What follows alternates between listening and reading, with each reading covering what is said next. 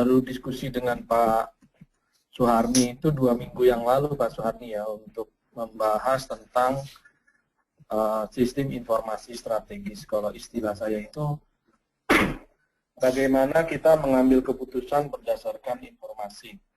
Jadi tidak berdasarkan dari kayak dukun, dari langit dan sebagainya, tapi berdasarkan informasi. Tujuan dari sesi kali ini itu ada 3 hal. Yang pertama, dasar pengambilan keputusannya. Jadi kalau kita mengambil keputusan itu dasar informasinya apa saja. Kemudian yang kedua, pengembangan sistem informasi, termasuk di dalamnya tentang SIHA. Mudah-mudahan yang lain sudah paham SIHA, ya. SIHA itu sistem informasi sepertinya HIV. Sudah banyak yang ya. Oke, kemudian nanti kita akan melihat juga tentang kesimpulan dan rekomendasi. Nah, ini kalau untuk pengambilan keputusan di bidang kesehatan itu yang pertama harus karena ada pertimbangan prioritas utama sektor kesehatan itu seperti apa. Yang kedua ada piramida kepentingan. Kepentingan pasien, kepentingan layanan, dan kepentingan sistem. Kemudian yang ketiga kita bahas tentang sistem kesehatan, yang keempat kerangka konsep yang terkait dengan monitoring dan evaluasi. Kalau yang terakhir ini mungkin saya nggak berpanjang lebar karena sepertinya kalau saya lihat dari pembahasan lesson tahun sebelumnya tentang MONEF itu sudah dibahas tentang kerangka konsep, monitoring, dan evaluasi. Nah ini, untuk prioritas utama sektor kesehatan. Sebenarnya di sektor kesehatan itu kan ada dua hal yang utama. Yang pertama itu kita bilang suka dikatakan di orang kesehatan itu di public health dikatakan sebagai morbiditas. Bagaimana mencegah orang tidak jatuh sakit dalam problem kesehatan, masalah kesehatan. Itu yang pertama. Jadi kalau yang terkait HIV misalnya bagaimana mencegah orang menjadi tidak terkena HIV. Kalau dia terkait dengan BBLR, berat badan lahir rendah, bagaimana mencegah seorang bayi lahir dengan BBLR. Itu adalah morbiditas. Kemudian yang kedua adalah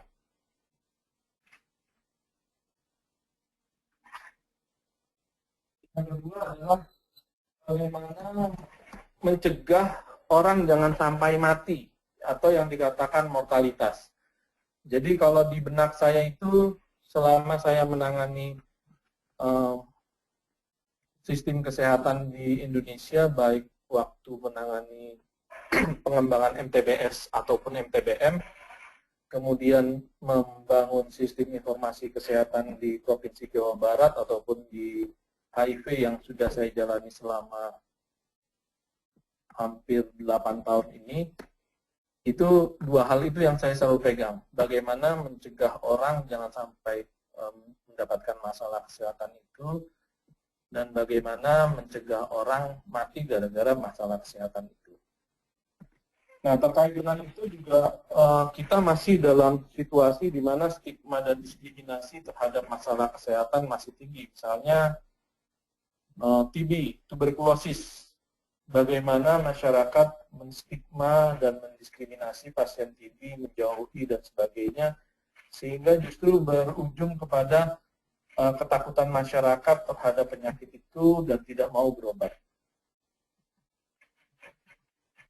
Ini mungkin hampir bisa dikatakan logika pikir yang harus kita pegang. Yang pertama, bagaimana mencegah orang tidak menjadi sakit atau mengalami masalah kesehatan itu. Ada dua hal. Yang pertama, pencegahan negatif tetap menjadi negatif. Jadi kita kalau mau mengambil keputusan ya cari informasi itu. Bagaimana kita mencegah orang yang dari negatif tetap menjadi negatif. Contoh HIV, bagaimana penggunaan kondomnya, bagaimana penggunaan jarum sterilnya, bagaimana pengendalian kasus IMS-nya. Atau yang kedua, pencegahan positif tidak menularkan kepada yang lainnya. Jadi seandainya ada kasus positif, kemudian harus dilakukan seperti apa? Misalnya ada kasus malaria, apa yang harus dilakukan sehingga tidak terjadi penularan ke tempat-tempat, ke orang-orang lainnya? Ini adalah pencegahan positif yang tidak menularkan kepada yang lainnya. Kalau di HIV, contohnya adalah begitu ada orang ketahuan HIV positif, apa yang harus dilakukan? Kalau dia memenuhi syarat, segera diberikan pengobatan ART. Begitu dia mendapatkan pengobatan ART secara rutin, maka viral load-nya akan sangat kecil sekali. Nah, pada saat itu akan terjadi penurunan penularan HIV dari pasien yang dari orang dengan HIV positif kepada orang lain. Ataupun bagaimana dia didorong untuk terus menggunakan kondom sehingga tidak terjadi penularan dari diri dia kepada orang lain. Ini contoh pencegahan positif dan tidak menularkan kepada orang lain. Nah, terkait dengan kematian, kita kembali lagi di dalam mencegah kematian itu ada 3 hal yang selalu dipikiran. Yang pertama adalah early detection. Bagaimana kita bisa mendeteksi masalah kesehatan itu secara cepat.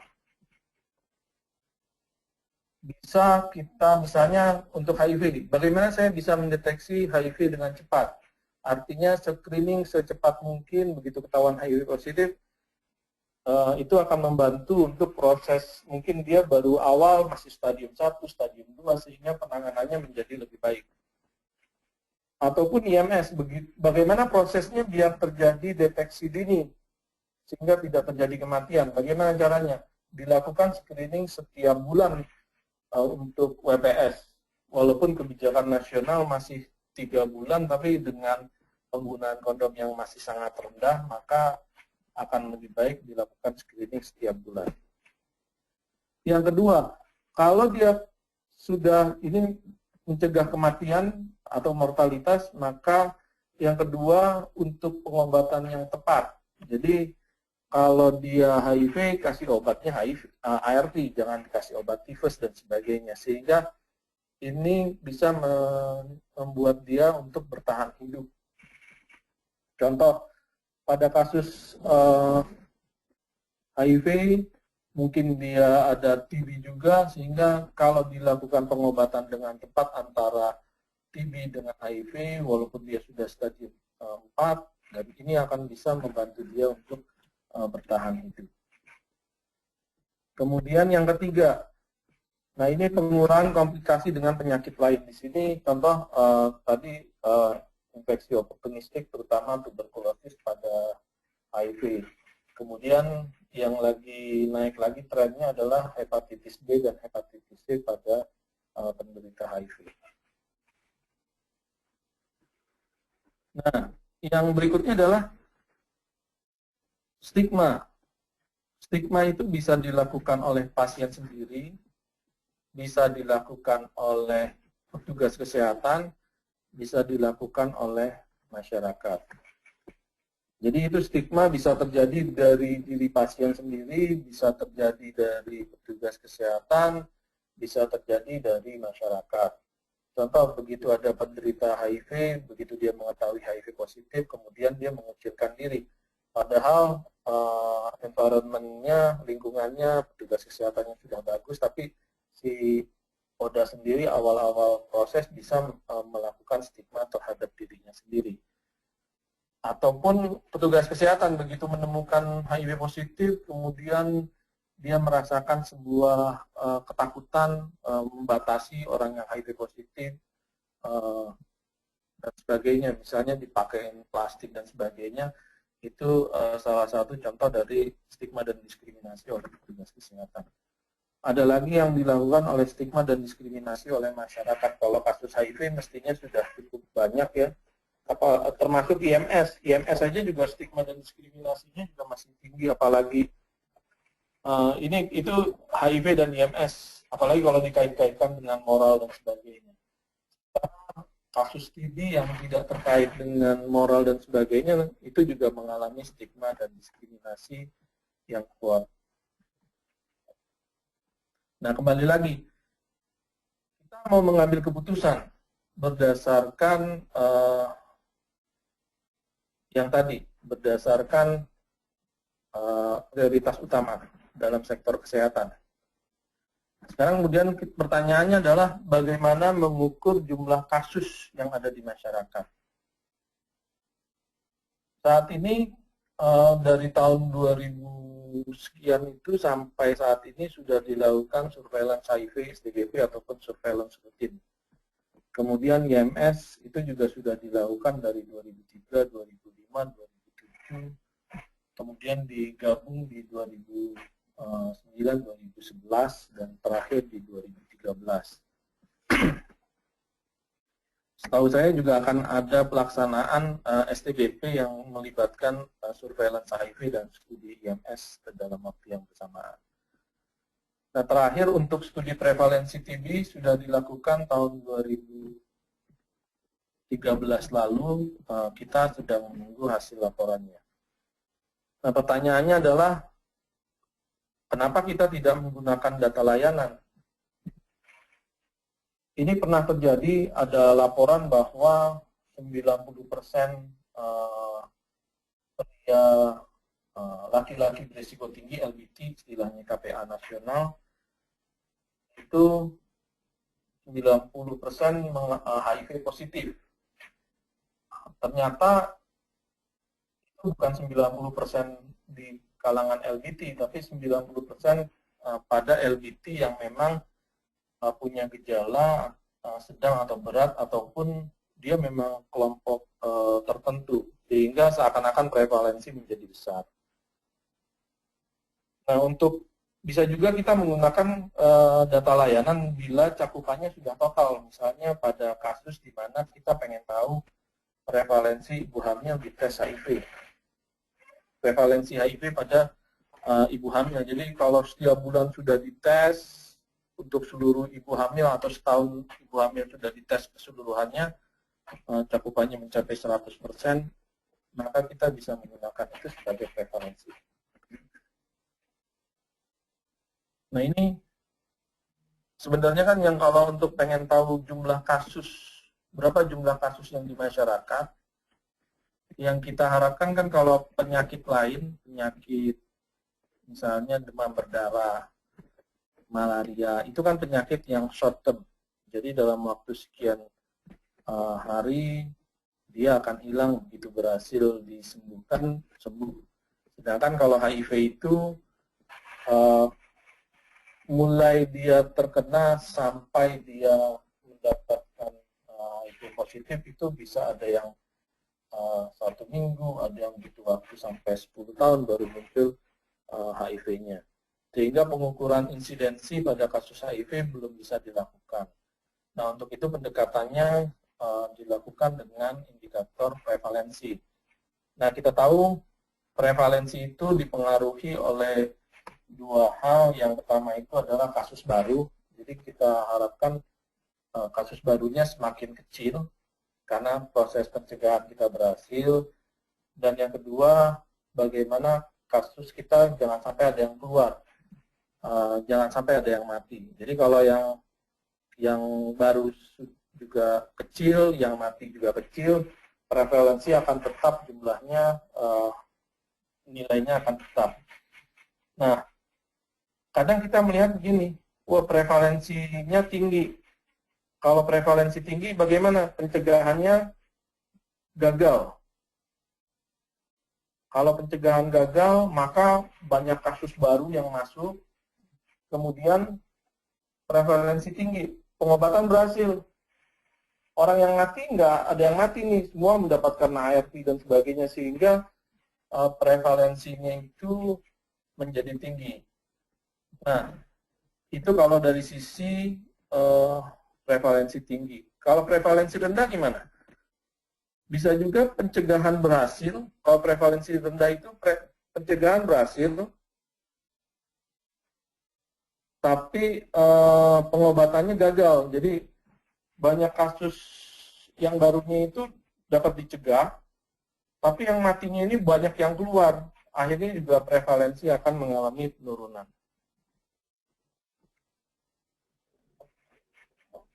Tadi yang terkait dengan zero cases. Nah, kita berikutnya adalah bagaimana mengukur kematian.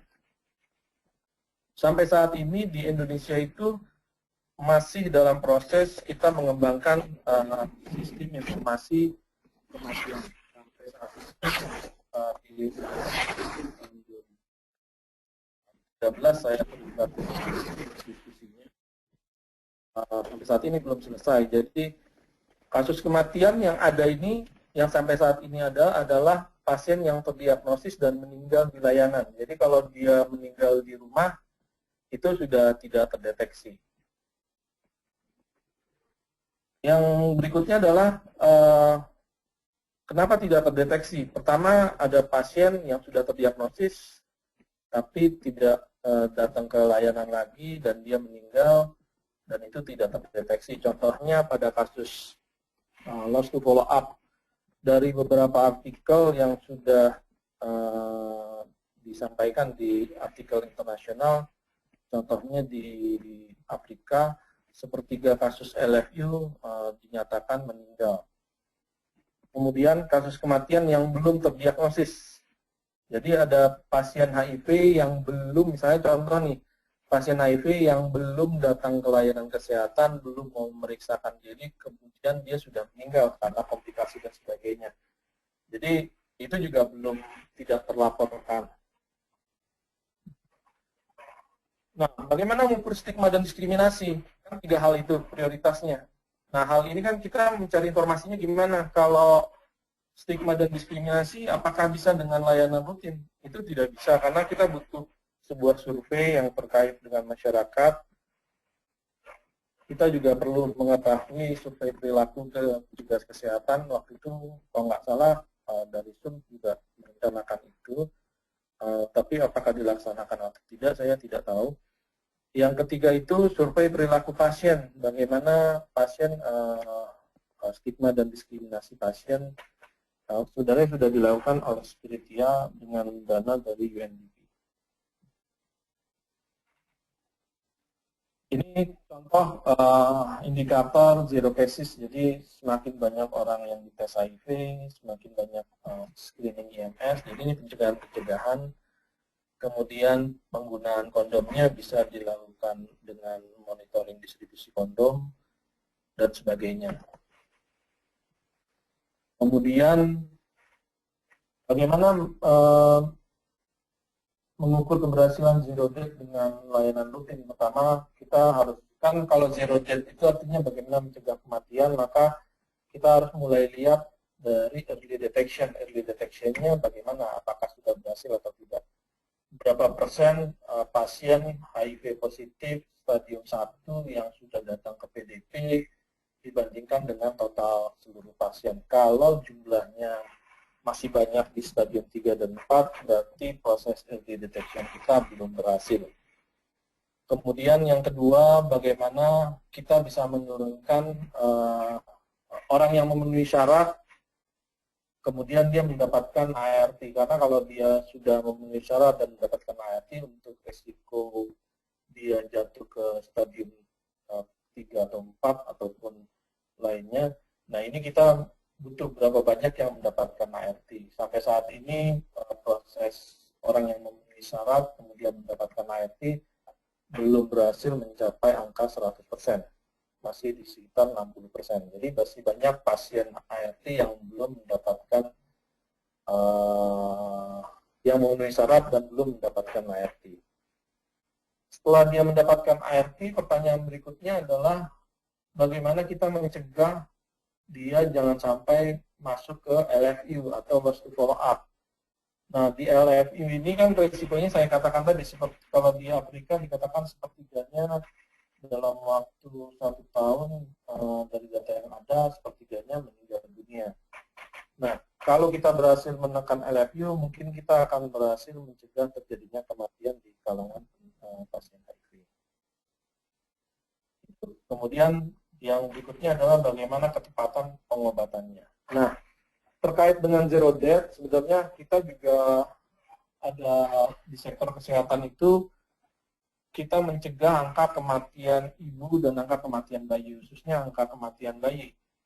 pada kasus sifilis pada ibu itu akan meningkatkan risiko angka kematian bayi. Jadi setahu seingat saya itu sepertiganya itu akan meninggal pada saat persalinan. Jadi di dalam kandungan, sepertiganya meninggal dalam waktu saat melahir, yang sepertiganya lagi dalam 1 tahun. Jadi itu akan meningkatkan angka kematian pada sifilis. Jadi bagaimana angka kematian anak ini kita cegah. Kemudian pada kasus HIV positif ini saya juga ada contoh di Burkina Faso, 1,3%-nya positif. Di Kuba 31% angka kematian sampai dengan umur 1 tahun. Jadi diharapkan dengan proses PMTCT yang baik kita akan menurunkan angka kematian pada bayi. Kemudian itu dari 3 prioritas utama kesehatan ya. Sekarang kita berjalan dari piramida kepentingan. Kalau piramida kepentingan ada 3 hal yang harus dipertimbangkan. Yang pertama itu sisi kepentingan pasien. Yang kedua adalah sistem kepentingan layanan. Bagaimana bisa kita mengevaluasi atau mengambil keputusan untuk layanan. Kemudian yang terakhir itu level tertingginya adalah bagaimana secara sistem kita berhasil atau tidak atau on the track dalam melakukan implementasi program. Ini ada di sebelah kiri ada tanda panah ke bawah, itu artinya semakin ke bawah itu lebih kuat dalam penggunaan data rutin. Jadi misalnya untuk melihat kepentingan pasien nggak perlu pakai survei yang tinggi-tinggi, cukup pakai data yang ada di data rutin. Kemudian yang ke atas itu ada di sebelah kanan, ada tanda panah ke atas, itu penggunaan data survei. Jadi semakin ke atas, itu kebutuhan surveinya juga semakin tinggi. Jadi kalau ke bawah itu kebutuhan data rutin semakin tinggi, kalau ke atas itu semakin mau berbicara tentang evaluasi sistem, maka penggunaan data surveinya akan semakin tinggi. Kita bahas satu-satu. Contoh ini kepentingan pasien. Kepentingan pasien. Contohnya berapa persen pasien HIV yang menderita TB. Kemudian berapa persen pasien yang HIV, TB dan diobati dua-duanya. Itu contohnya. Apakah berapa persen pasien yang sudah diperiksa sifilis dan mendapatkan diagnosis sifilis akut atau dini, berapa persen yang diobati dengan obat yang tepat, misalnya benzodiazepin. Itu contohnya untuk kepentingan pasien. Kemudian kepentingan layanan. Kalau kepentingan layanan, kita bicara tentang kualitas layanan. Berapa persen pasien yang mendapatkan pengobatan dengan tepat, bisa karena dokternya nggak tahu obat yang harus diberikan apa, bisa karena petugas kesehatannya, maksudnya di layanan tersebut tidak ada obatnya atau mengalami stock out. Bisa juga misalnya ada pasien IMS 100 tapi yang mendapatkan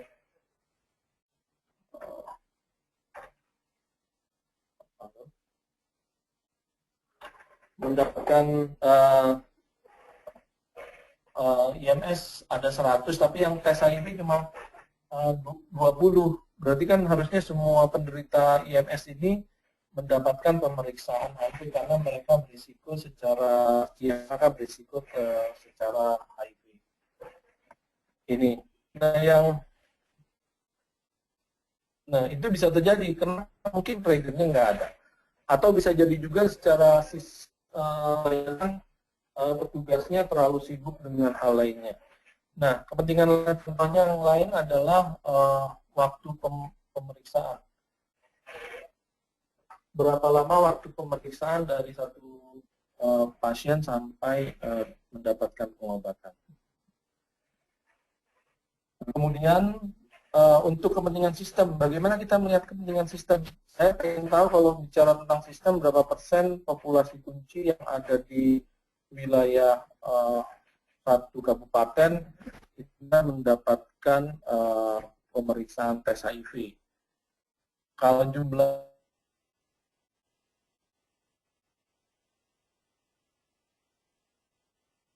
sedikit, tapi pada kasus yang cukup banyak itu tidak bisa dilakukan. Halo?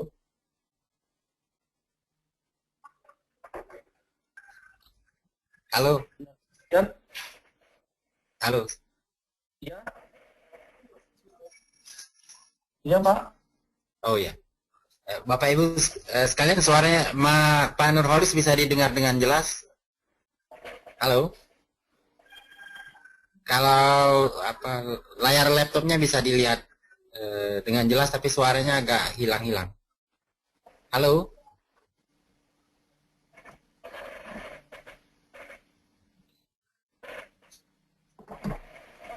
Halo. Ah, Gimana Pak? halo, cukup jelas. Cukup jelas. Silakan diteruskan. Ini sebelumnya ada pertanyaan dulu, Pak Nurholis. Iya, silakan. Kita lanjut pertanyaan dulu, Pak ya. Ini ada 4 pertanyaan. Oke. Saya akan bacakan satu persatu. Pertanyaan pertama dari Ibu Esti Susanti di Surabaya. Bu Esti bukan di Jakarta kan? Alamatnya sini di Surabaya kayaknya. Oke. Kita punya pertanyaan terkait dengan pengambilan keputusan. Kita punya data bahwa program penggunaan kondom belum bisa menurunkan infeksi menular seksual dan HIV. Lalu keputusan kita apa? Melanjutkan program yang sama atau ganti strategi? Pertanyaan kedua, pertanyaan dari Pak Kadek Mulyawan. Kondisi yang saat ini adalah kasus-kasus ditentukan sudah dalam keadaan AIDS, sehingga angka penemuan kasus AIDS lebih tinggi dari HIV. Di tempat saya di Mataram, penemuan kasus HIV AIDS lebih tinggi pada kaum laki-laki, sedangkan penemuan kasus IMS lebih tinggi pada kaum perempuan. Menurut Pak Nur, apakah di daerah lain di Indonesia juga demikian? Komentar 1, SIHA masih belum berjalan maksimal di daerah kami, Pak. 2 pertanyaan itu dulu, Pak Nurholis, silakan ditanggapi. Oke, terima kasih. Ini ada pertanyaan dari Ibu Esti mengenai kalau penggunaan kondom saat ini kan masih belum berjalan dengan baik. Sekali lagi, ini kan kita bicara tentang strategi pencegahan tadi. Prioritas utama bagaimana mencegah orang tidak jatuh masuk ke dalam HIV ataupun IMS.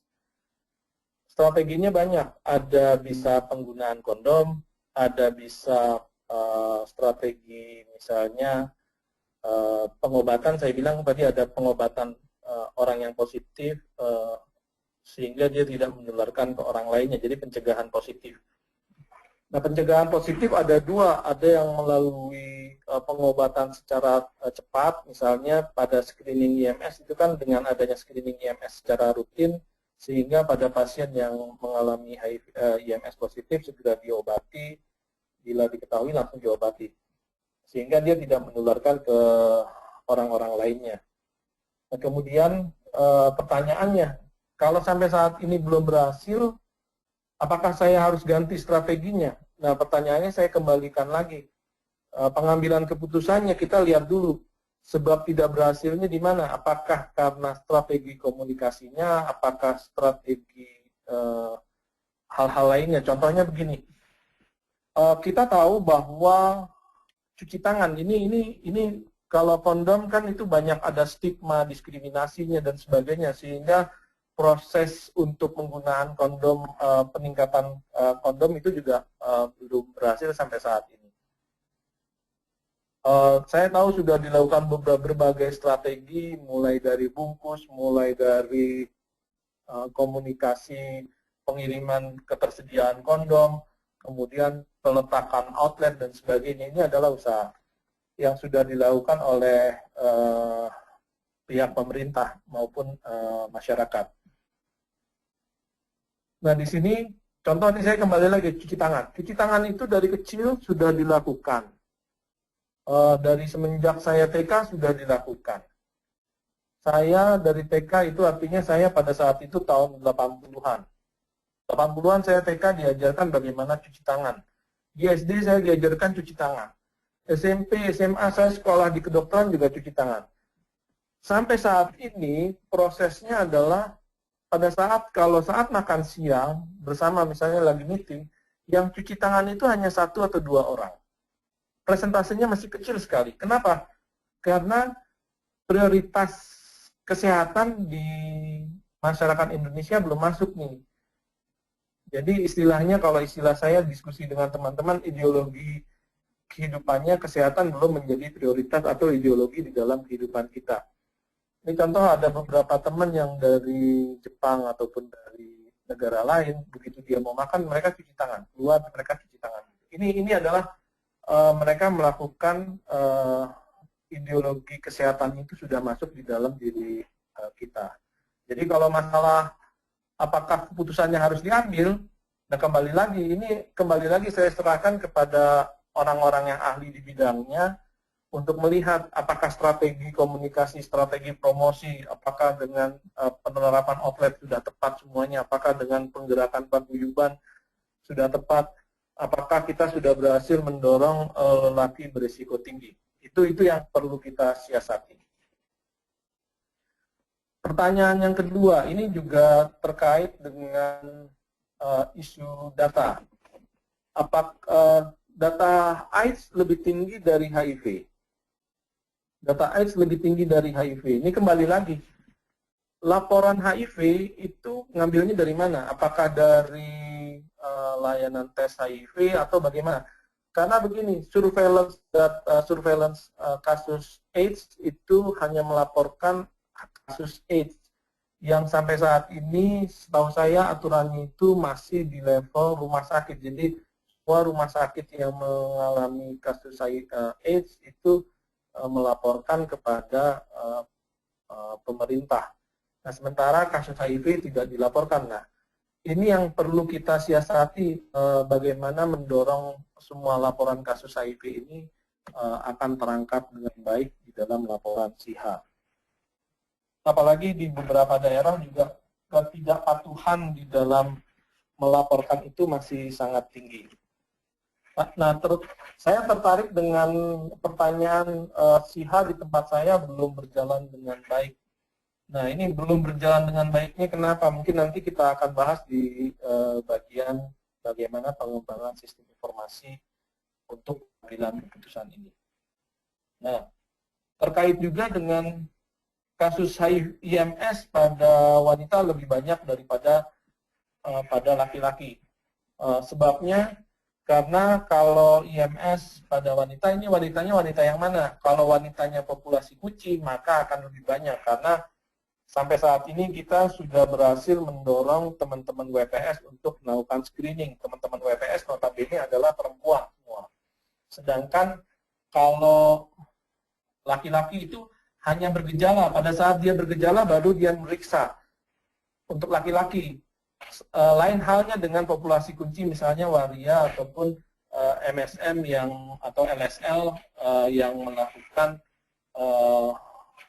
menjual seks, itu sebaiknya dia dilakukan secara rutin.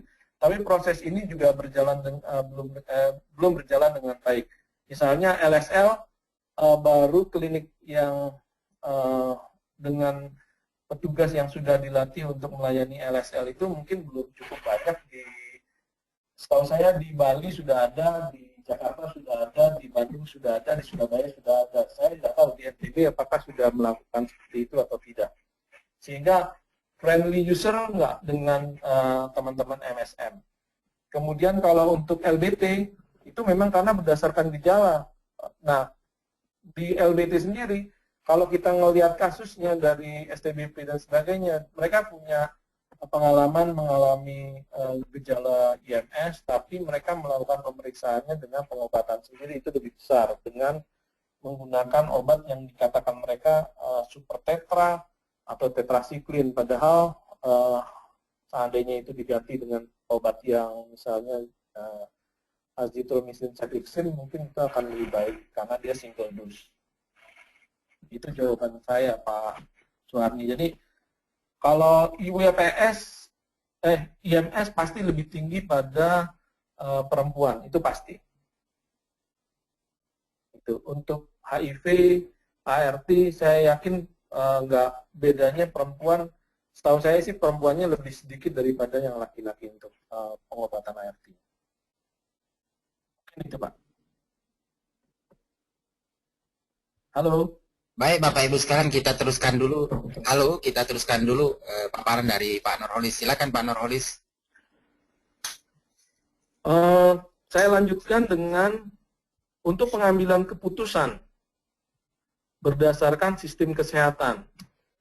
Di sistem kesehatan yang blok strengthening-nya dari WHO itu ada 6 blok. Blok pertama itu tentang services, layanan, ada manajemen, dan kepemimpinan, keuangan, sumber daya, logistik, dan sistem informasi. Sementara di sistem kesehatan nasional kita yang sudah digunakan oleh Kementerian Kesehatan itu juga melibatkan keterlibatan masyarakat. Jadi saya mengkombinasi antara sistem kesehatan yang punyanya WHO dengan yang sistem kesehatan nasional.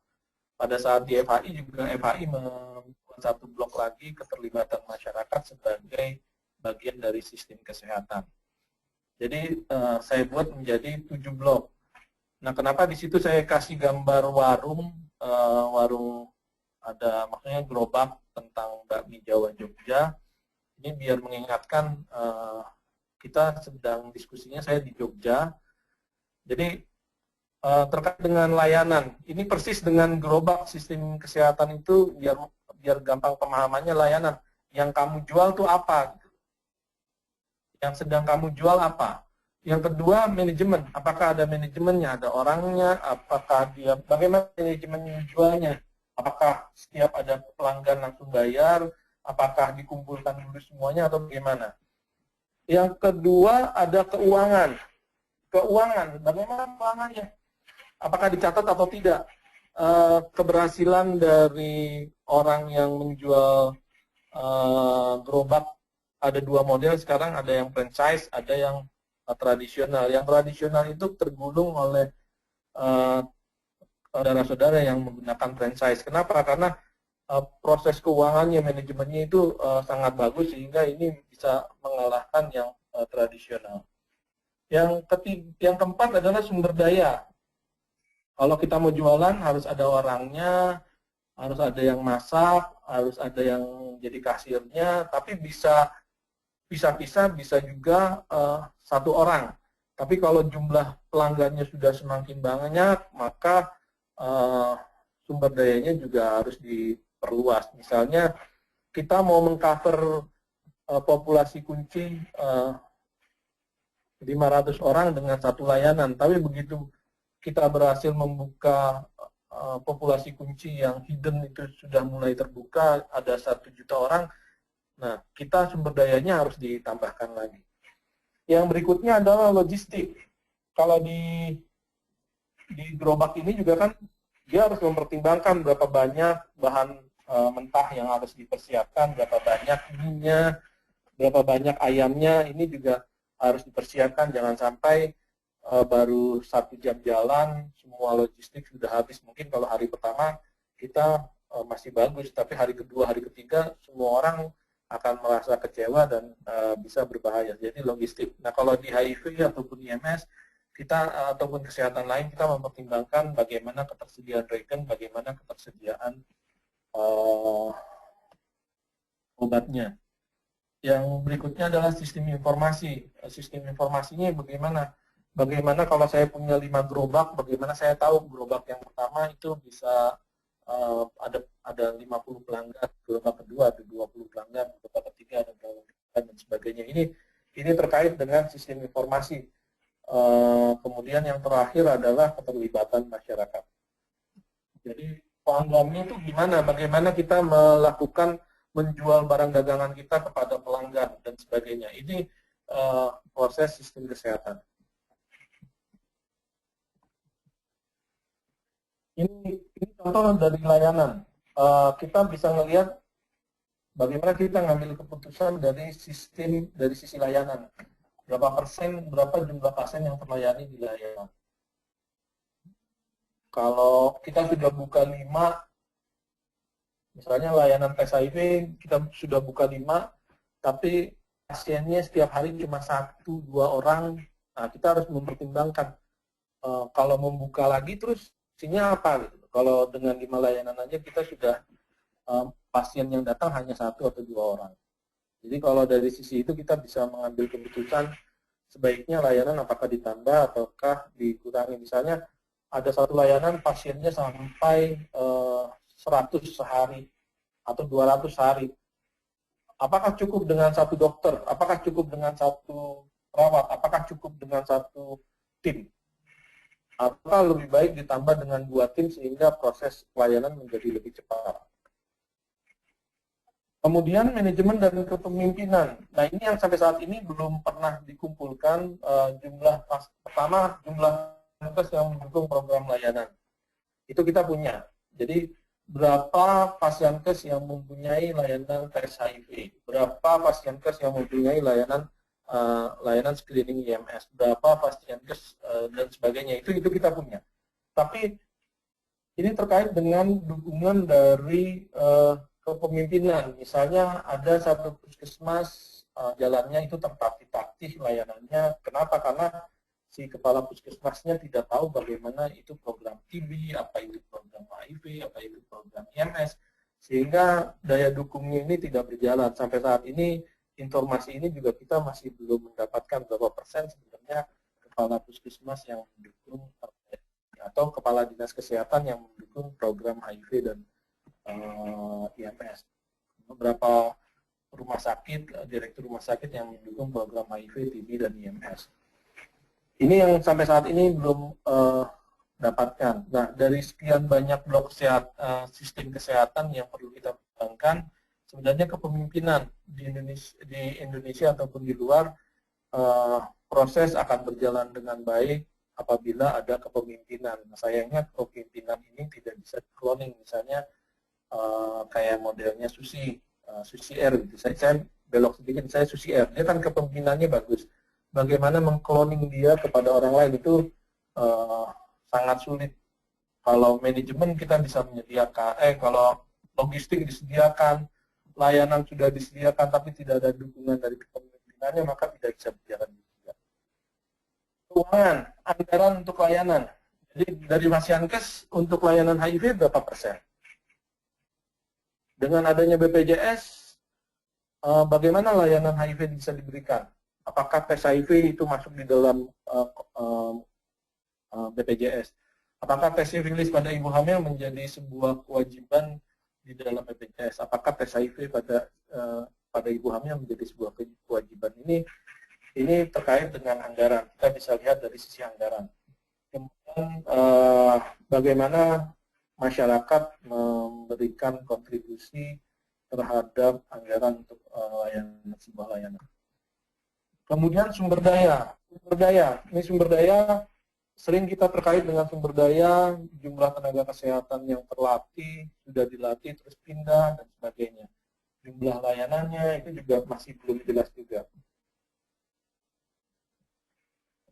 Nah ini kalau jumlah sumber daya, jumlah layanan IMS, jumlah layanan HIV, jumlah layanan ART, dan jumlah layanan TB, dan sebagainya, itu sampai saat ini sebenarnya kita sudah bisa mendapatkan dari berbagai sumber data, bisa dari SIHA, berapa orang yang melaporkan, ini hanya level berapa layanan yang melaporkan. Bisa juga dari sumber-sumber profil kesehatan puskesmas, profil kesehatan rumah sakit, profil kesehatan kabupaten. Nah, di logistik ini juga yang paling utama di logistik adalah yang paling utama itu stock out. Tidak boleh ada stock out. Informasi tidak terjadi stock out ini sampai saat ini juga masih belum berjalan dengan baik. Yang ada itu berapa regennya, berapa yang sudah dikirim, berapa yang sudah dipakai, tapi apakah selama dalam 1 bulan itu pernah terjadi stock out, itu sampai saat ini belum ada informasinya. Kemudian informasi strategis. Nah, informasi kebutuhan strategis itulah yang ditaruh bagaimana sistem informasi untuk layanan. berapa jumlah kasusnya, bagaimana sistem informasi manajemen dan leadership. Ini masing-masing menjadi sebuah sistem informasi untuk mendukung, menjawab pengambilan keputusan dari seluruh blok sistem kesehatan. Ini contoh sebagai keterlibatan masyarakat, jumlah kader kesehatan yang terlibat dalam program pengendalian, kemudian jumlah masyarakat melalui LSM, jumlah posyandu yang terlibat di dalam program HIV dan sebagainya. Terus kemudian keterlibatan komunitas dalam pelaksanaan pemetaan. Misalnya ini sebagai contoh kecil dalam sebuah indikator. Itu dari sisi tim kesehatan. Jadi bagaimana kita ngambil keputusan? Kita harus berpikir lagi. Setelah prioritas utama, ada kepentingan, kemudian yang ada sistem kesehatan dari blok sistem kesehatan, mana yang kita utamakan. Nah, yang terakhir, saya akan bahas tentang kerangka konsep MNI, tapi bagi saya sepertinya ini nggak perlu dibahas lagi ya. Jadi di dalam kerangka konsep MNI atau di dalam pipeline framework of MNI monitoring evaluation itu dibagi jadi input, proses, output, outcome, dan impact. Kalau yang ini sepertinya sudah dibahas di presentan oleh presentan sebelumnya.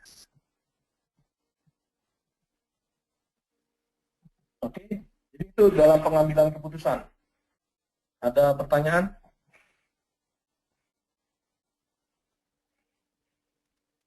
Jadi setelah ini saya akan bahas tentang ada satu pertanyaan dari Dari mana, Pak? Dari Ibu Dewi Rohma di nyatul program HIP kami justru monik yang melibatkan lintas sektoral lebih efektif dalam program HIP/AIDS, terutama di daerah. Bagaimana menurut pendapat Bapak tentang ini? Bisa diulang lagi Pak pertanyaannya, saya dapat lintas sektornya. Maka SIHA hanya satu-satunya tools MONEP yang efektif untuk program HIV/AIDS. Karena menurut pendapat kami, justru MONEP yang melibatkan lintas sektoral lebih efektif dalam program HIV/AIDS, terutama di daerah. Bagaimana pendapat Bapak terkait dengan ini? Oke, terima kasih. Nah, ini SIHA adalah sebuah tools yang dikembangkan oleh Kementerian Kesehatan. SIHA sendiri, sekali lagi, SIHA ini baru mengcapture bagaimana jumlah layanan, jumlah kasus. Kan tadi saya katakan, jadi kalau mau ngelihat ini, ada banyak yang harus dilihat di dalam untuk pengambilan keputusan. Jadi sistem informasinya itu nggak cuma kasus. Sampai saat ini tuh yang baru berjalan yang kasus, berapa jumlah kasusnya, berapa jumlah kasusnya, berapa jumlah kasusnya. Sementara kepemimpinannya, anggarannya, terus layanan yang selain punya pemerintah, swasta, dan sebagainya itu belum tercapture. Jadi sebenarnya kalau mau lihat yang paling bagus ya adalah yang paling komprehensif. Kalau SIHA sudah berjalan dengan komprehensif, maka saya bisa katakan itu yang paling efektif. Tapi karena jalannya ini masih parsial-parsial sehingga masih membutuhkan informasi-informasi lainnya. Misalnya, apakah SIHA sudah mengcapture tentang hasil pemetaan yang dilakukan oleh KPA? Apakah sudah mengcapture hal-hal lainnya? Misalnya, ini dari sisi pemetaan. Nah, dari sisi lainnya pemetaan itu, misalnya contoh nih ya, pemetaan itu harusnya kita mau menjalankannya seperti apa? Apakah melalui pendekatan komunitas, apakah melalui menyerahkan kepada KPA, atau melalui sistem kesehatan. Di sistem kesehatan penanggung jawab wilayah, jadi ada penanggung jawab wilayah. Dinas kesehatan bergeraknya itu berdasarkan wilayah. Setelah dinas kesehatan di bawahnya adalah puskesmas. Puskesmas berdasarkan wilayah. Sementara ini pemetaan kan baru di level KPA maupun dinas kesehatan. Padahal kalau kita lihat teman-teman puskesmas sebagian sudah mampu melakukan pemetaan. Kenapa? Karena pemetaan di puskesmas menjadi hal yang biasa. Misalnya mereka melakukan pemetaan terhadap ibu hamil dan sebagainya. Tinggal ditambah satu hal lagi adalah pemetaan populasi kunci. Ini proses yang lagi berjalan di negara kita. Jadi proses pemetaan pun masih bergeraknya itu masih belum selesai. Jadi dia masih bergerak terus. Pertama kali dikembangkan pemetaan di nasional, kemudian melibatkan KPA, LSM, lebih kuat di LSM-nya, sekarang kuat di KPA-nya. Mungkin next step berikutnya harusnya kuatnya di puskesmas, karena yang kalau kita mau melihat dari perspektif pendekatan geografis, artinya penanggung jawab wilayah itu adalah puskesmas, bukan rumah sakit. Rumah sakit itu adalah secondary referral. Jadi setelah puskesmas dia akan masuk ke rumah sakit untuk memberikan layanan penyakit dan sebagainya. Ini proses yang perlu kita pertimbangkan.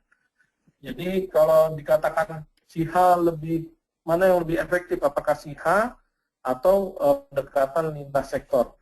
Sampai saat ini jawaban saya adalah kita masih butuh informasi dari lintas sektor karena SIHA belum meng-cover semuanya.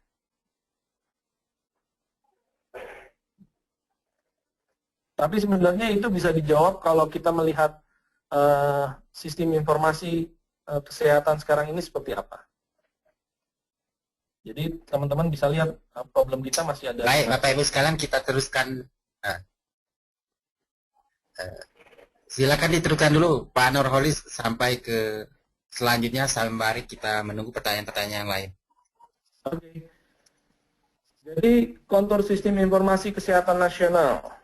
Ini situasi ideal, jadi harapannya itu ada bank data nasional, kemudian ada bank data di distrik, kemudian ada bank data di provinsi. Sebenarnya ini sudah dikembangkan dari tahun 2000-an, kemudian 2000 itu hampir seluruh kabupaten sudah mendapatkan jaringan koneksi internet yang dibayarkan melalui APBN secara multi-years. Nah, kemudian di tingkat provinsi sudah ada server di tingkat provinsi dari 2004 pada saat saya mengembangkan sistem informasi kesehatan Jawa Barat. Saya sudah tahu bahwa Pusdatin sudah menyerahkan data server di tingkat provinsi, tapi sampai saat ini yang baru berjalan adalah bank data di nasional.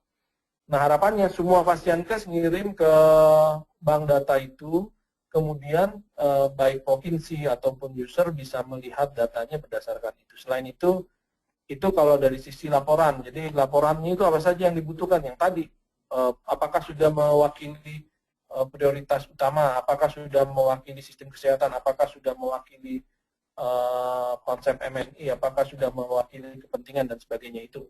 Dan sebenarnya ada tambahan lagi di sini, mungkin ke depan akan ada telemedicine, bagaimana proses pengobatan dan perawatan yang dilakukan oleh dibantu oleh sebuah konsultan atau konsultan, sekelompok konsultan di tingkat nasional yang bisa membantu teman-teman kita yang berada di pedalaman ataupun yang cukup ada di kota tapi masalahnya cukup pelik, complicated, sehingga dia butuh bantuan melihat secara langsung pasiennya, kondisi pasiennya seperti ini, bagaimana melakukannya, kemudian misalnya dibutuhkan tindakan bedah, kemudian dengan webcam dipandu bagaimana melakukan tindakan bedah dan sebagainya. Ini adalah kedepannya itu diharapkan kita bisa melakukan, tapi sampai saat ini kita baru berhasil melakukan laporan rutin. Kemudian masalah data individu, ini saya juga masih menjadi pertanyaan. Sampai saat ini kita belum berhasil mengelola data individu di tingkat sistem kesehatan. Jadi baik di tingkat layanan, di layanan sudah mulai berjalan dengan baik, tapi begitu untuk tingkat kabupaten atau provinsi ataupun nasional sampai saat ini belum berhasil. Salah satu contohnya SITT, Sistem Informasi Tuberkulosis Terpadu, dia sudah mencoba menggabungkan data individu di tingkat nasional. Situasi saat ini di mana di dinas Fasiankes, semua Fasiankes itu melaporkan secara vertikal kepada masing-masing unitnya. IMS lapor ke seksi IMS, HIV lapor ke seksi HIV, terus ada lagi program SP2TP lapornya ke SP2TP, surveillance lapor ke surveillance dan sebagainya.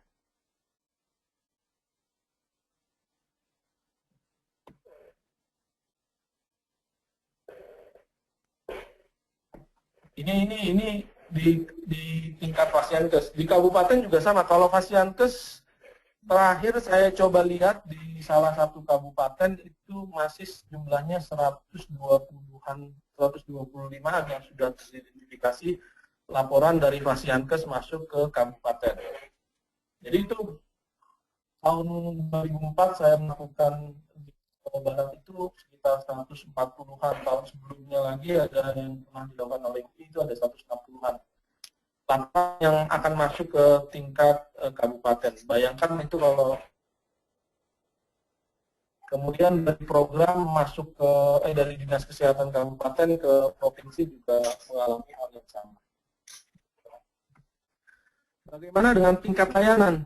Di tingkat layanan sebenarnya sudah ada usaha untuk menggabungkan semua proses datanya itu yang dikatakan sebagai SP2TP ataupun SP2RS. Setahu saya, malaria, TB, surveillance, program KIA Gizi itu sudah masuk di dalam SP2TP atau SP2RS di LD3 ataupun di LD4. Jadi sudah masuk dan data-data kasusnya sudah masuk di LD1. Sedangkan HIV dan IMS itu belum sampai saat ini belum berhasil diintegrasikan di dalam SP2TP dan SP2RS. Nah, kemudian bagaimana situasi di Dinkes Kabupaten Kota? Sama. KIA bikin laporan sendiri, kemudian ngasih ke pengelola SP2TP karena mereka merasa nggak pas dengan data yang ada di SP2TP. Jadi ini komunikasi datanya di masing-masing kabupaten, di masing-masing layanan juga masih belum berjalan dengan baik. Nah, di sisi lain, ini lagi ada pengembangan. Ada pengembangan Sigda generik yang dilakukan oleh Pusdatin sebagai penanggung jawab pengelola data dan informasi untuk kesehatan.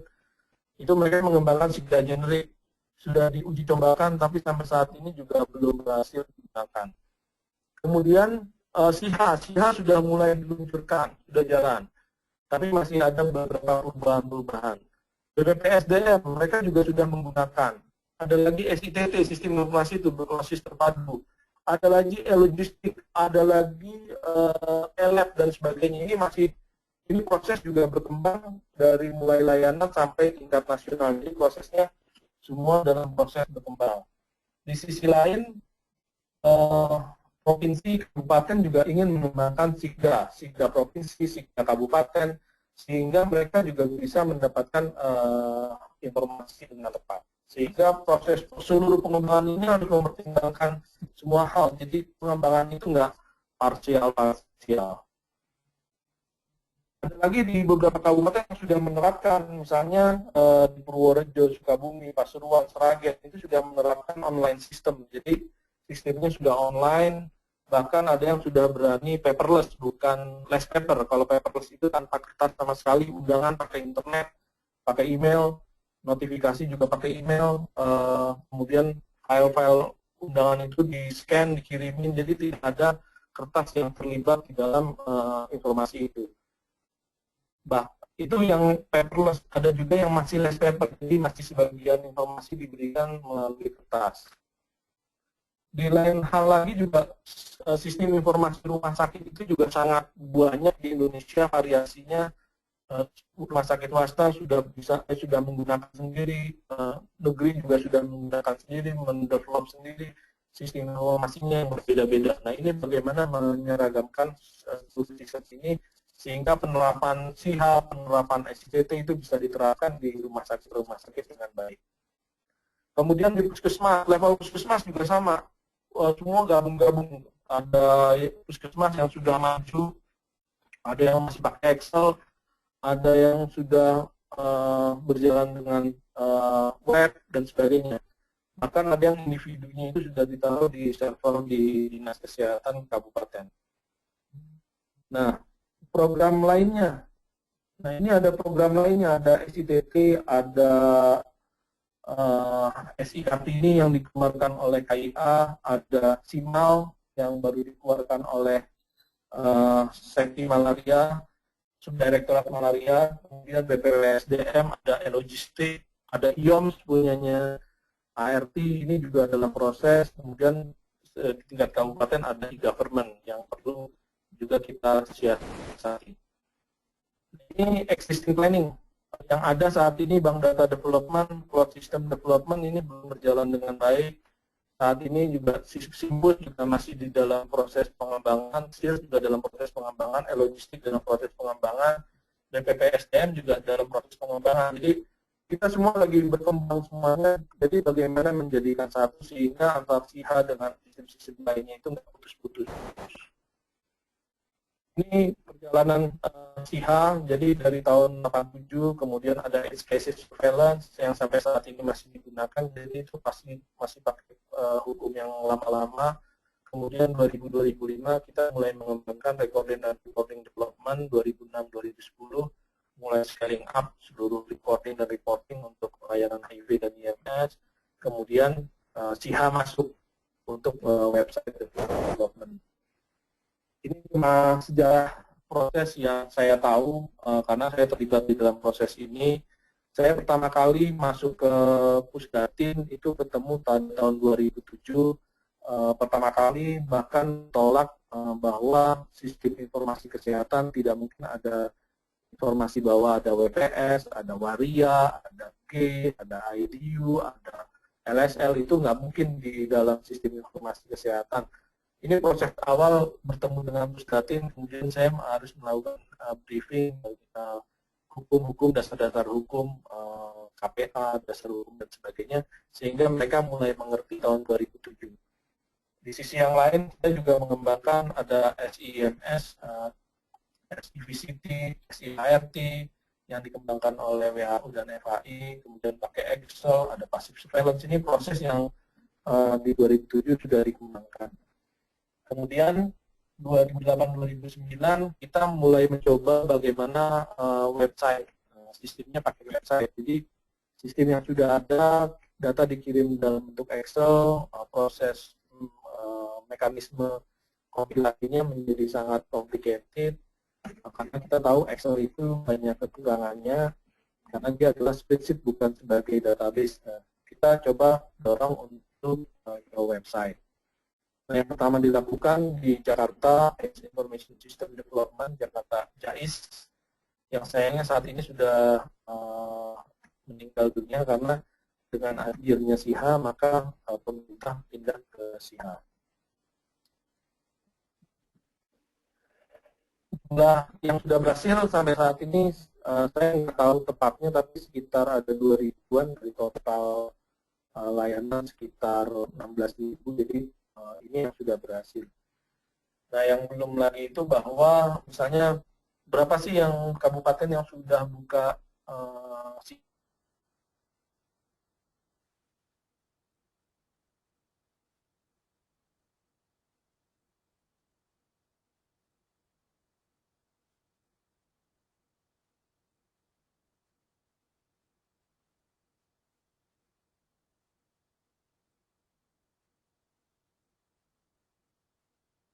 Kementerian Kesehatan untuk mengelola data ART maupun data sebagian IMS dan regen maupun obat IMS.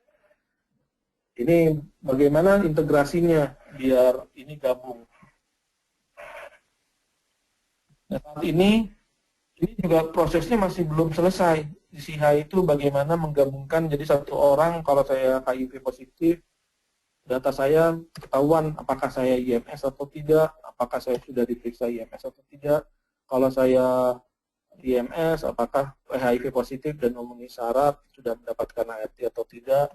Apakah kemudian kalau saya misalnya perempuan hamil, apakah sudah dilakukan PMTCT atau tidak. Ini saat ini belum saling terkoneksi datanya secara individual level. Jadi bahkan di tingkat layanan, sistemnya itu masih terpecah-pecah.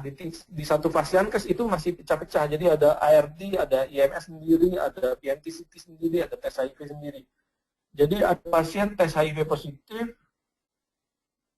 tapi tidak didorong masuk ke layanan ART.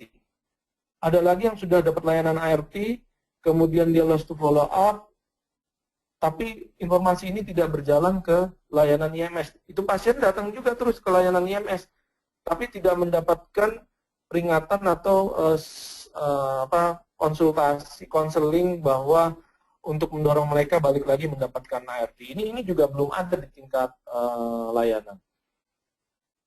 Kemudian ada beberapa program baru yang berkembang, misalnya PMT-CT sekarang jadi PPT-CT, jadi nggak mother to child transmission, tapi diganti jadi parents. Artinya kita juga pengen tahu berapa yang bapak-bapak positif, ibu-ibunya yang positif. Itu juga pengen ketahui. Nah, ini artinya kan akan berubah lagi, recordingnya berubah lagi, reportingnya berubah lagi, SIHA-nya juga akan berubah lagi. Yang berikutnya adalah tidak ada contingency plan. Jadi kalau sistem servernya mati, terus nggak ada jalur lainnya. Jadi kalau saya misalnya akses salah satu bank, saya akses itu. Dia punya ada tiga server. Jadi begitu satu server mati, maka dua server yang lainnya akan menjadi cadangan, backup cadangannya. Ini juga belum berjalan. Kemudian bagaimana dengan sektor swasta? Bagaimana dengan praktek perorangan? Bagaimana dengan kayak dokter praktek swasta yang sudah memberikan tes HIV, dokter perawat yang sudah memberikan tes HIV, tes sifilis, pemeriksaan IMS dan sebagainya, ini belum dilakukan oleh kita. Kemudian yang berikutnya adalah umpan balik, karena kalau sampai saat ini itu umpan baliknya apakah laporan kamu lengkap atau tidak, tapi bagaimana program berjalan dengan baik? Apakah program Anda berjalan dengan baik? Apakah perlu perbaikan? Apakah perlu penambahan orang dan sebagainya? Sampai saat ini umpan baliknya itu belum berjalan dari program layanan ke provinsi maupun ke kabupaten. Ini juga belum berjalan dengan baik. Kemudian homepage result, jadi yang dilihat oleh semua orang bagaimana hasilnya tanpa melalui login, ini juga belum ada. Nah, ini pengembangan berikutnya. Harusnya pertama, ini next step terdekat, kita mendorong untuk melakukan umpan balik dan analisis. Kemudian ada proses backup dan security, jadi bagaimana meningkatkan proses backup dan security dengan baik. Yang ketiga, bagaimana mendorong terjadinya integrasi dan sinkronisasi. Nanti saya akan jelaskan satu persatu. Nah, di situ juga kita mempertimbangkan roadmap ataupun master plan dari sistem informasi kesehatan nasional yang sudah dikembangkan. Kemudian ada peraturan pemerintah tahun 2014 tentang sistem informasi kesehatan, apa saja yang harus dilakukan, penanggung jawabnya itu siapa saja, itu sudah ada di dalam peraturan pemerintah tahun 2014 ini. More feedback dan analisis. Jadi ke depan ini harus lebih banyak umpan balik dan analisis. Jadi saya dorong untuk ada 3 fase. Yang pertama, kelengkapan laporan. Jadi harusnya setiap kabupaten akan menerima informasi berapa puskesmas, berapa pasienkes yang sudah lapor di SIHA. Itu secara otomatis melalui email ataupun SMS. Kemudian yang kedua, kita mendorong untuk analisis dan interpretasi. Jadi bagaimana ada proses dari nasional ke provinsi, provinsi ke kabupaten, dan kabupaten ke layanan. Hasil analisisnya misalnya, puskesmas A, kenapa kamu bulan ini tidak pernah mendapatkan layanan IMS? Apakah WPS-nya sudah tidak ada di lokasi di daerah kamu? Itu contohnya kayak begitu. Kemudian nanti bagaimana informasi itu dapat disampaikan kepada pihak yang lebih tinggi. Nah, ini yang saya masukkan ke dalam fase ketiga. Kemudian yang berikutnya saya katakan sebagai paralel, karena di saat ini kan juga kita harus coba pakai SMS. Misalnya, terima kasih Anda sudah melaporkan datanya kepada kami melalui SIHA, ataupun mengingatkan kami masih menunggu laporan Anda. Kemudian lewat sosial media, baik Line, WhatsApp, BBM, ataupun sosial media lainnya. Kemudian feedback dan data analisis. Harusnya ada rutin feedback kepada nasional program, ke provinsi maupun ke program kabupaten.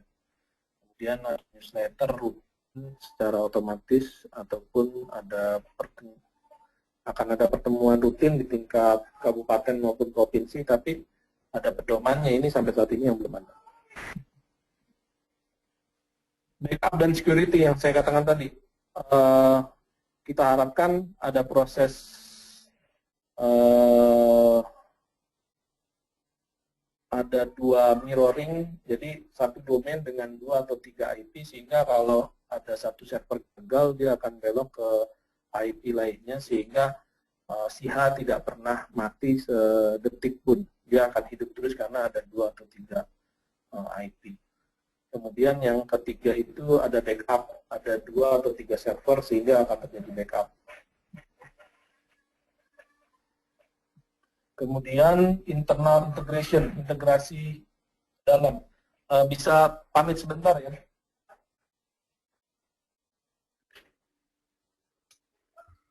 Bapak Ibu sekalian, sembari kita menunggu Pak Nurholis, kalau ada yang perlu ditanyakan silakan ditulis atau langsung ditanyakan.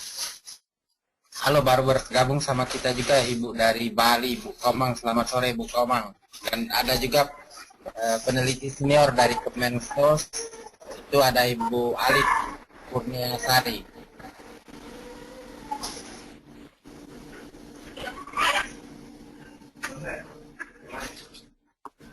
Oke, itu dari sisi backup dan security. Ini integrasi internal. Sama si H masih sendiri-sendiri, jadi laporannya itu masih pisah-pisah.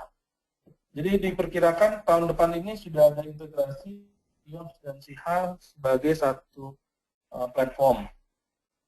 Kemudian integrasi keluar, bagaimana mengintegrasikan si H, SITT, SIMO, dan sebagainya. Bagaimana kita mengembangkan bank data synchronization antara nasional dengan provinsi ini juga belum berjalan dengan baik. Ini Subdit AIDS akan mengembangkan email feedback mechanism, SMS, dan mencoba mengembangkan mirroring melalui Pusdatin. Kemudian kita juga lagi pertimbangkan bagaimana apakah ada terjadi cloud system itu akan dicoba untuk dari nasional ke provinsi ke depannya. Kemudian di sisi Pusdatin akan ada email server installation, ini teknis sekali. Nah, ini full integration. Full integration itu artinya bagaimana mengintegrasikan seluruh sistem ini. SDM masuk ke dari SDM gabung dengan BPSDM, logistik gabung dengan IOMS yang ada di CH ataupun yang ada di IMS atau HIV masuk ke dalam punyanya logistik. LF juga gabung dengan punyanya LF. Jadi ini proses full integration yang harus segera dilakukan oleh pemerintah saat ini. Jadi misalnya individual data linkage, bagaimana mengatur semua data itu tersambung, layanan HIV, IMS, TB. Sekarang sudah disepakati pakai identitasnya itu pakai menggunakan KTP, sementara ID KTP itu setiap orang itu tidak semua orang menggunakan ID KTP. Bagaimana dengan anak-anak, bagaimana dengan populasi kunci yang tidak mau mengeluarkan ID KTP-nya. Sehingga kita bisa link semuanya. Ini ada beberapa solusi, bisa pakai fingerprint, bisa pakai SMS gateway, bisa pakai smart card, dan sebagainya. Kemudian di sisi lain, bagaimana proses pedoman analisis di tingkat layanan, di tingkat puskesmas, pemetaan, bagaimana saya bisa menganalisis di rumah sakit, apakah program saya berjalan dengan baik, ataukah program saya tidak berjalan dengan baik. Ini terkait dengan pengambilan keputusan. Kemudian yang berikutnya lagi adalah bagaimana menggabungkan integrasi catatan pencatatan layanan HIV itu masuk ke dalam rekam medis yang ada di rumah sakit ataupun di puskesmas, ini masuk ke dalamnya. Kemudian ada proses lagi bagaimana si H itu bisa gabung juga dengan SP2TP dan SIRS. Jadi ini jadi satu paket semuanya, ini belum, prosesnya masih sangat panjang. Itu dari sisi kontur sistem informasi kesehatan secara umum maupun secara spesifik terkait dengan isu HIV dan IMS. Jadi saya katakan tadi bahwa si H itu belum mengcover semuanya. Pelayanan swasta belum di-cover. Kenapa? HIV sendiri masih berubah terus. Sekarang hepatitis B, hepatitis C masuk, kemudian ada lagi itu harus bergabung dengan subdit diare. Ini kan artinya harus ada proses kolaborasi-kolaborasi lagi yang akan berjalan ke depannya.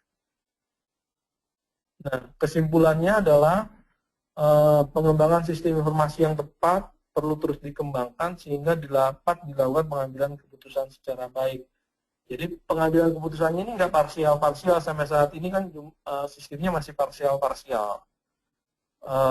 Sistem informasi logistiknya belum mapan dengan baik kecuali yang menggunakan IOMS. Sementara data tes HIV, regen HIV, kemudian regennya IMS itu belum berjalan dengan baik untuk logistik. Obatnya juga begitu. Nah, kemudian yang kedua, contohnya lagi yang lain itu SDM. SDM sendiri belum di-cover di dalam SIHA. Kan kalau kita lihat blok sistem harusnya ada SDM. Berapa orang yang terlatih di satu tempat dan sebagainya, ini juga belum di-cover.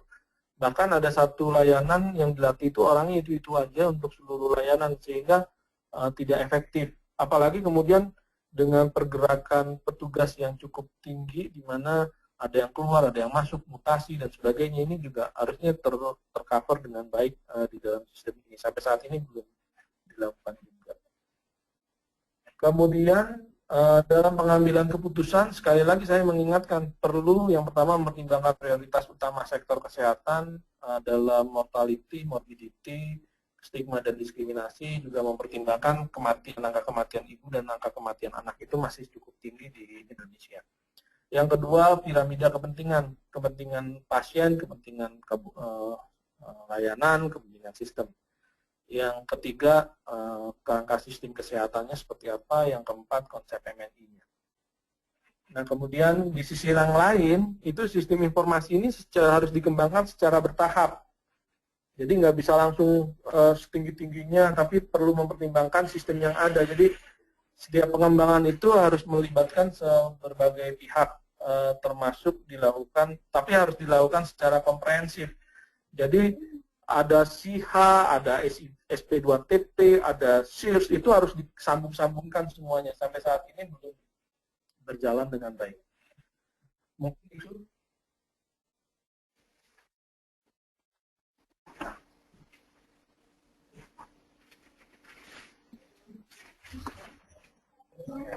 Itu Pak Harni. Bapak Ibu sekalian, Bapak Ibu sekalian, kita sudah sampai pada sisi kesimpulan disampaikan Pak Nurholis.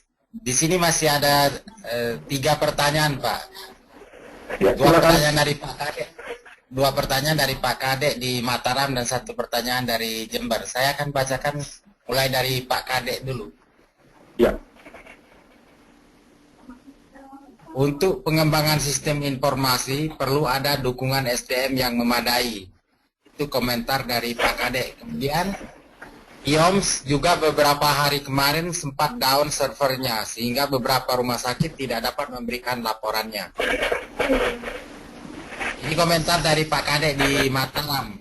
Sedangkan dari Bu Dewi Roma menanyakan, dalam sistem informasi yang memegang peranan penting adalah kualitas data. Selama ini kesadaran akan pentingnya data yang berkualitas sangat kurang. Tidak hanya di petugas kesehatan, tetapi juga dari LSM sebagai bagian dari pelaksana program HIV di daerah. Bagaimana menumbuhkan kesadaran akan pengumpulan data yang berkualitas dalam SIHA? Tidak hanya terpaku pada target proyek dan funding saja. Nampaknya ada dari dua peserta ini, Pak Nurholis hanya memberikan komentar. Silakan Pak Nurholis kalau mau ditanggapi ya. Oke, terima kasih Pak Kadek. Ini peserta yang aktif bertanya. Yang pertama, SIHA itu membutuhkan sumber daya manusia. Saya setuju Pak. Jadi penerapan sistem informasi kesehatan itu membutuhkan sumber daya manusia. Dari pihak Pusdatin itu sudah mendorong bahwa petugas data itu sebagai fungsional. Ini sudah dilakukan. Yang kedua, di Indonesia itu sudah dikembangkan yang namanya Magister Sistem Informasi Kesehatan. Salah satunya ada di UGM dan satu lagi di UI. Dan ada di beberapa tempat, misalnya di Uncen sedang dikembangkan Magister Sistem Informasi Kesehatan. Ini juga baru dikembangkan. Itu. Jadi ini juga penyiapannya.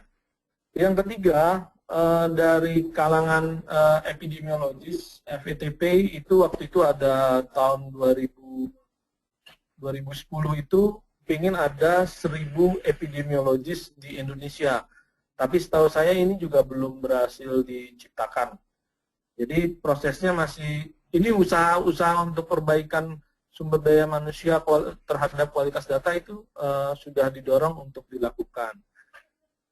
Nah, ini yang perlu kita siasati. Negara kita ini cukup besar, ada 34 provinsi, ada 600-an kabupaten. Misalnya di satu kabupaten di salah satu tempat di Indonesia itu, awalnya itu dari 4 kecamatan, sekarang mereka sudah berkembang menjadi 51 kecamatan. Artinya dalam waktu 3 tahun dia sudah menciptakan 51 kecamatan. Artinya ketersediaan tenaganya itu akan sangat berat sekali untuk kita menyediakan sebanyak itu. Itu yang pertama. Untuk pertanyaan yang pertama. Untuk pertanyaan yang kedua, saya lupa Pak Suwardi, yang pertanyaan kedua punya Pak Kadek.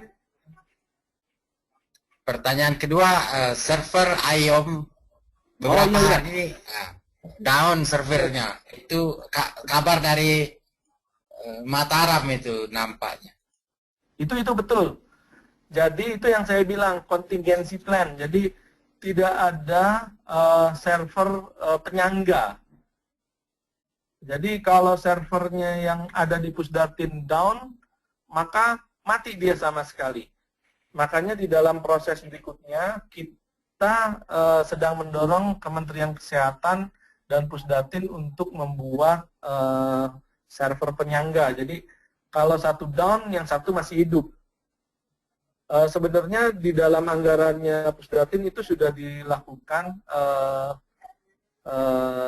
data recovery system DRS, tapi belum disetujui di tahun 2014. Mereka akan merencanakan di 2015, tapi kita dari pihak Kementerian Kesehatan juga sedang mencoba untuk melakukan proses backup di tempat menggunakan server penyangga. Contoh SITT juga mengalami hal yang sama, jadi tidak ada server penyangga. Ya. Makanya saya usul kita dorong untuk dilakukan mirroring. Itu yang dibilang memang IOPS itu sampai drop berapa 1 bulan terakhir ini sering drop. Itu banyak pertimbangan yang terjadi di dalam proses pengembangan ini. Kemudian pertanyaannya Ibu Dewi Rohma. Nah ini sebenarnya prosesnya sudah cukup bagus Bu. Kita itu di Indonesia mulai dari pencatatan. Pencatatan sudah mulai dilakukan. Kemudian kita bergerak ke arah pelaporan. Data semua sekarang sudah dikompilasi. Saya setuju dengan Ibu. Level berikutnya harusnya adalah bagaimana melakukan kualitas datanya menjadi lebih baik. Jadi penerapannya ini bertahap. Jadi setelah pencatatan bagus, sudah mulai dipakai, kemudian kita lihat laporan juga sudah mulai bagus. Nah terakhir itu kita masukkan sebagai peningkatan kualitas data. Makanya didorong dengan melakukan feedback. Jadi perbanyak feedback, bagaimana melakukan umpan balik. Karena dengan memberikan umpan balik, maka akan terjadi proses diskusi antara Dinas Kesehatan Kabupaten dengan layanan, ataupun dengan LSM. Ini prosesnya juga harus perlahan-lahan tapi pasti gitu loh. Kalau saya istilahnya perlahan-lahan tapi pasti, karena penerapannya itu nggak bisa langsung loncat 1000 kali, jadi quantum leaps, jadi loncat 1000 kali kecepatannya, tapi kita harus mengurangi kecepatannya mungkin jadi 10 km per jam, tapi kita akan mencapai tujuan itu. Kecuali ada perubahan keputusan ke depannya. Mungkin itu. Halo Pak Suwani. Halo, jadi, ini masih ada pertanyaan dari Bali, Pak. Dari Bu Ya, Komang Rahyani. Pencatatan dan pelaporan umumnya di tingkat pelayanan dasar atau puskesmas sangat banyak, terutama register harian dan laporan bulanan untuk tiap program. Jadi tugas tersebut dirasakan hanya menjadi tugas rutin, bukan sebagai informasi berdasarkan data untuk meningkatkan kualitas pelayanan. Kabar dari Bali seperti itu, Pak Nurholis, bagaimana itu? Setuju. Jadi tadi saya sudah katakan bahwa saya terakhir melihat satu layanan, satu pasienkes harus melaporkan 125 laporan. Sehingga data yang masuk itu sifatnya itu hanya laporan. Ya, saya melaporkan ada 100 orang HIV positif, saya melaporkan ada 150 orang HIV positif, tapi tidak dijadikan menjadi sebuah informasi. Tidak menjadi sebuah informasi. Makanya di dalam salah satu saya, usulannya itu untuk HIV itu harus ada pedoman data analisis sederhana. Misalnya, pakai metodenya yang sudah diterapkan di puskesmas. Mungkin kalau Rahyani sudah pernah di puskesmas ataupun di pasienkes atau di rumah sakit, pasti kenal dengan yang namanya PWS, pemantauan wilayah setempat. Dengan bisa pendekatan seperti kantong persalinan, bisa dengan PWS-nya KIA dan sebagainya. Ini salah satu contoh. Misalnya ada juga yang menggunakan peta PWS untuk ibu bersalin, itu kan ada peta-petanya juga. Jadi pendekatannya itu pakai simple data analisis yang ada di tingkat kabupaten maupun di tingkat layanan. Puskesmas itu tahu apakah saya berjalan dengan baik atau tidak. Itu. Jadi memang kita sadar bahwa pencatatan yang dilakukan di HIV saja itu ada berapa banyak, itu ada tes HIV. Tes HIV ada dua, ada VCT, ada PITC. Kemudian ART itu banyak banget tuh, ada pra-register, ada ikhtisar, ada pra-ART, ada register ART, ada kohort dan sebagainya. Kemudian di TB 01, TB 03, TB 04, 56 dan sebagainya. Ini banyak nih yang ada di setiap program. Sehingga bagaimana menggabungkannya itu semua. Ini baru di tingkat layanan aja kita mau menentukan bagaimana saya menentukan individu, level individu saja kita belum sampai saat ini belum berhasil. Jadi memang PR-nya masih sangat banyak, Bu Komang.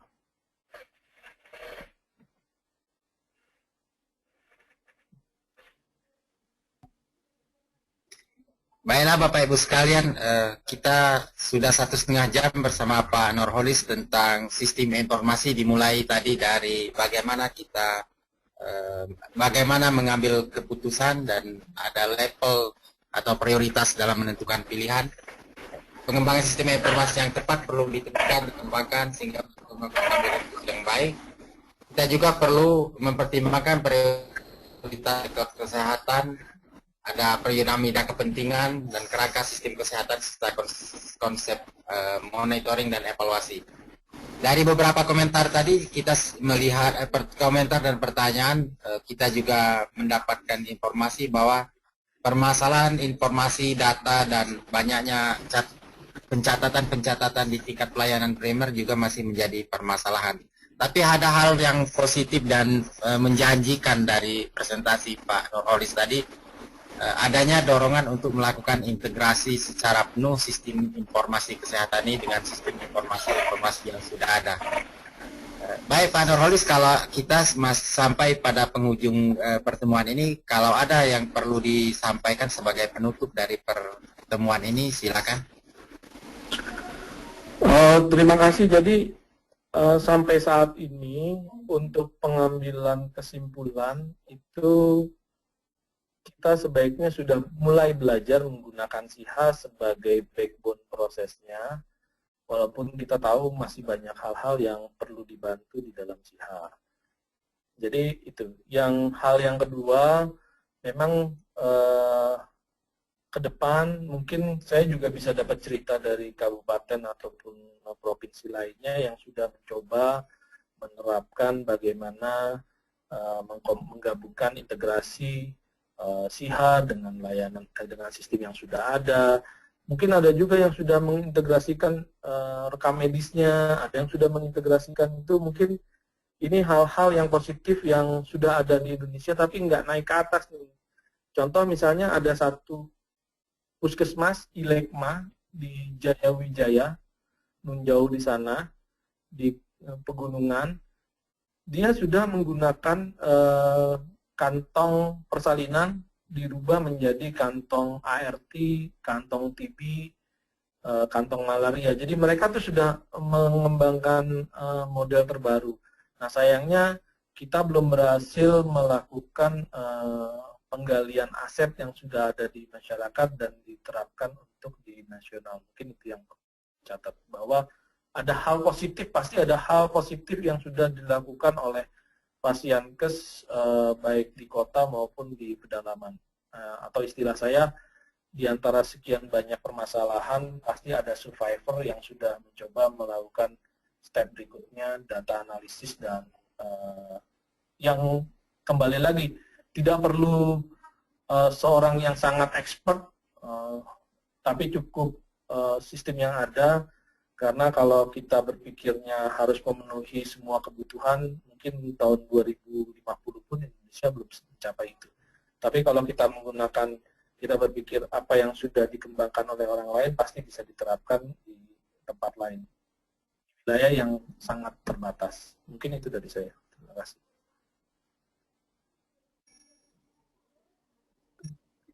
Terima kasih Pak Nurholis. Sebelum penutup, ini komentar dari Sulawesi Selatan, Bu Siti Fatima, yang baru bergabung sama kita, langsung memberikan komentar. Untuk mengintegrasikan seluruh sistem agar semua berjalan, perlu sistem yang baik, terutama di Pasienkes. Semestinya, ini kata semestinya ini yang menarik, sistem info disatukan agar semua data yang keluar terintegrasi dengan semua program. Seperti yang disampaikan oleh Pak Nurholis tadi, bahwa integrasi memang adalah kata kunci untuk mendapatkan untuk mendapatkan data dan informasi yang lebih baik. Bapak Ibu sekalian, karena keterbatasan waktu, nampak di sini masih ada Bu Esti Susanti yang mau bertanya. Ada komentar dari Bu Esti Susanti.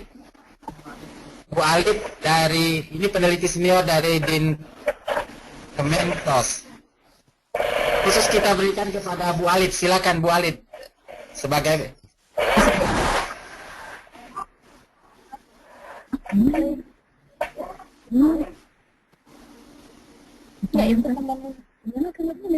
Halo Bu Alid, silakan Bu Alid. Ya Pak, terima kasih. Saya senang sekali bisa bergabung karena selama ini saya sulit sekali untuk masuk ke webinar ini. Saya sangat banyak sekali informasi yang berkaitan dengan Pusdatin ini, atau mulai dengan sistem informasi tentang data ini, karena ini sangat-sangat bagus sekali dan tersistematis dan sangat bermanfaat untuk pengambilan kebijakan. Saya pikir ini Pak. Terima kasih sekali, informasinya sangat menarik sekali. Terima kasih Bu Alid. Terima kasihnya ke halo. Ya, halo. Barangkali Bu Alid adalah mewakili kata hati semua peserta sore ini. Pak Nurholis, ini sangat bermanfaat karena keterbatasan waktu. Kita harus berpisah sampai di sini. Bapak Ibu sekalian, demikianlah pertemuan kita sore hari ini. Kita akan ketemu kembali minggu depan dengan bahasan yang lain pada waktu dan jam yang sama. Terima kasih atas partisipasinya. Kami mohon maaf atas segala kekurangannya. Terkhusus kepada Pak Nurholis, terima kasih telah membagikan ilmu kepada. Sampai ketemu minggu depan. Ini perlu dicontoh.